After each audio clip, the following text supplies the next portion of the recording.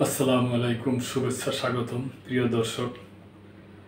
আমাদের দেশের সংবাদ, প্রধান উপদেষ্টা ডক্টর মোহাম্মদ ইউনূসের সাথে মার্কিন পররাষ্ট্রমন্ত্রী, যুক্তরাষ্ট্রের পররাষ্ট্রমন্ত্রী মার্কি রুবিওর ফোনে আলাপ হয়েছে আর কি, ফোন আলাপের খবর হয়েছে।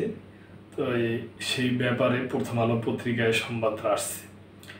অধ্যাপক ইউনূসের সঙ্গে মার্কো রুবিওর ফোনালাপের খবর মার্কিন পররাষ্ট্র দপ্তরের ওয়েবসাইটে।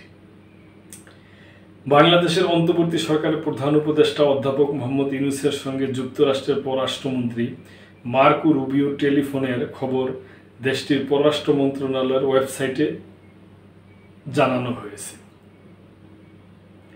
পররাষ্ট্র দপ্তরের মুখপাত্র টেমি ব্রুসের বরাত দিয়ে বলা হয়েছে, পররাষ্ট্রমন্ত্রী মার্কো রুবিও আজকে বাংলাদেশের অন্তর্বর্তী সরকারের প্রধান উপদেষ্টা ডক্টর মোহাম্মদ ইউনূসের সঙ্গে কথা বলেছেন।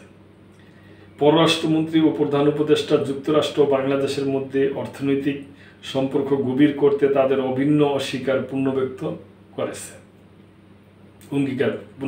করেছেন। সেই সঙ্গে ভারত প্রশান্ত মহাসাগরীয় অঞ্চলে নিরাপত্তা ও স্থিতিশীলতা বৃদ্ধিতেও অভিন্ন অঙ্গীকার পুনর্ব্যক্ত করেছেন তারা। এদিকে বাসসের এক প্রতিবেদনে বলা হয়েছে, যুক্তরাষ্ট্রের পররাষ্ট্রমন্ত্রী মার্কো রুবিও আজ সোমবার সন্ধ্যা 7:30টায় প্রধান উপদেষ্টা অধ্যাপক মোহাম্মদ ইউনূসের সঙ্গে টেলিফোনে কথা বলেছেন। প্রধান উপদেষ্টার প্রেস সচিব শফিকুল আলম বাসসকে এ তথ্য নিশ্চিত করেছে। প্রেস সচিব জানান, উভয় নেতার মধ্যে 15 মিনিটের এ ফোনালাপ হয়েছে।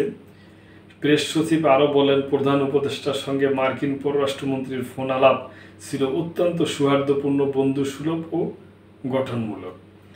এর মাধ্যমে দুই দেশের চমৎকার দ্বিপক্ষীয় সম্পর্কের প্রতিফলন ঘটে। তো দর্শক, আমরাও চাই যে সম্পর্ক ভালো হোক এবং আমাদের যে পার্শ্ববর্তী দেশ আছে ভারত, এদের সাথে আর অন্যান্য দেশ আছে, সবার সাথেই সম্পর্ক ভালো হয়ে যাক এবং শান্তি বিরাজ করুক, এটাই আমরা চাই। তো দর্শক, ভালো থাকবেন। এই ব্যাপারে আপনাদের কোনো কিছু বলার থাকলে আপনারা অবশ্যই মন্তব্য করবেন